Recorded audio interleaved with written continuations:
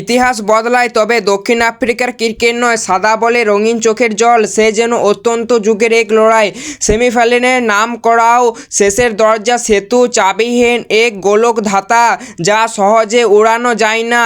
আর গেল ফাইনালে সে দুঃখসহ এক অভিমান, শরীরে লেগে বসা চোকার শব্দটা সে কুড়ে কুড়ে খাচ্ছে দলটাকে। আইসিসির ওয়ানডে ও টি-20 আসরে 9টা সেমিফাইনাল, অথচ শিরোপা শো কে যায় সংখ্যা কেবল 0। সেমিফাইনালে নিউজিল্যান্ড থাকা সে তো আজও দরকার কাছে সবচেয়ে বড় রহস্য।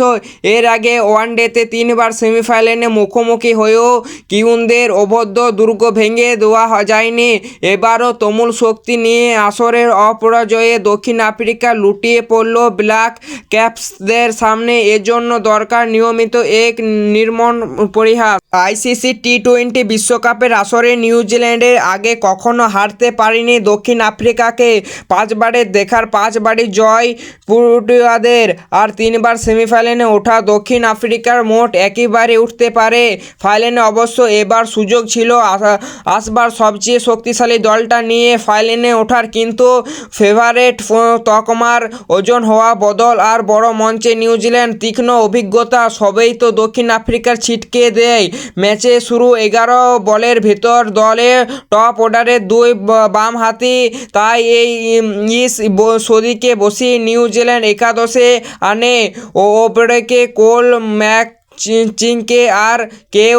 এই বোলার তো দক্ষিণ আফ্রিকার স্বপ্ন ভেঙে চুরমার করে দেন এই বিশ্বকাপে। এর আগে ডানহাতি ও ব্রেক 3বার আউট হওয়া বামহাতি কুইন্টন ডিকক এবারও পরাস্ত অপেলেকে আর এর পরের বলে রায়ান ডিক্লনকে আউট করে দেন ম্যাকেনজি। ব্যাস, নিউজিল্যান্ড যখন পরিকল্পনা সাজিয়ে সকল, তখন দক্ষিণ আফ্রিকা শুরুতে টপ আর বসিয়ে দিশেহারা হয়ে পড়ে।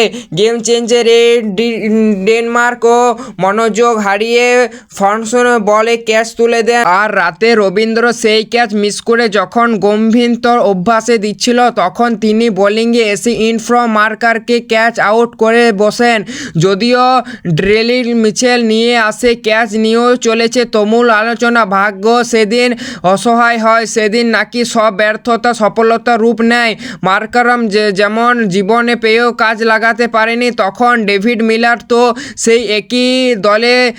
গ্লেন ফিলিপসের মতো ফিল্ডার যখন সহজ ক্যাচ ছেড়ে আফসোসের মহাসমুদ্র, তখন সেই রবীন্দ্রই বলে মিলারের মৃত্যুটা ঘটে। একে একে খুঁটিয়ে হারিয়ে নড়বড়ে দক্ষিণ আফ্রিকা তখন বুঝিয়ে গেছে নিয়মিতর ফলাফল। শেষে মেশে মার্কার জনসন 55 রানের ইনিংস দলীয় সংগ্রহকে 169 রানে নিয়ে যান ঠিকই, কিন্তু ইডেনের এই মাঠের একদিন চাহিদা ছিল আরও বেশি। এরপর যা হলো তা তো মহাবিস্ফোরণ। আত্মবিশ্বাসের ঘটক যখন ভেঙে চুরমার পুষিয়া শিবির, তখন ওদের শক্তি বোলিং বিভাগ নিয়ে যেন ছেলে খেলা করলো। কুইন টপ টিম শেফার্ড আর ফিন অ্যালেন সেই শক্তি নিয়ে হাজির। যাত্রা গোটা টুর্নামেন্ট জমিয়ে রেখেছিল, পুরোটাতে 84 রান। আরও এরপর দুজনের 55 রান বলে একাদশ 77 রানে জুটি। 58 রানে টিম শেফার্ড ফিরল ফাইনালে আরও ভয়ঙ্কর হয়ে ওঠেন।